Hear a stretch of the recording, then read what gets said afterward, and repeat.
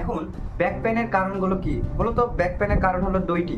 একটি হলো যে যখন মেরুদণ্ডের কার্ভেচার গুলো নষ্ট হতে শুরু করে আর আরেকটা হলো যে চাপের ভিতরে থাকবে সেই সময়। আর আরেকটা যে কারণ হলো সেটা হলো মাসল স্পাজম। এবার কি কি কারণে মাসল স্পাজম এবং কি কি কারণে মেরুদণ্ডের কার্ভেচার নষ্ট হয়? ব্যাক পেনের অন্যতম কারণ হচ্ছে নরম বিছানায় ঘুমানো। অনেক সময় অনেক বছর আগে আপনি যদি পড়ে যান সেক্ষেত্রে সেই সময় ব্যথা হলো না, কিন্তু কয়েক বছর পরে দেখা যাবে ব্যাক পেনের সূত্রপাত হয়েছে, সেক্ষেত্রেও ব্যাক পেন হতে পারে। ব্যাক পেনের আরেকটি অন্যতম কারণ হলো ভুল নিয়মে যে কোনো ওজন তোলা, এবং আরেকটি কারণ হলো অতিরিক্ত ওজন ও স্থূলতা।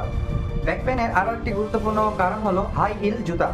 ব্যাক পেনের আরেকটা অন্যতম কারণ হলো ডিস্ক প্রলাপস, ডিস্ক হার্নিয়েশনস আর স্পাইনাল স্টেনোসিস।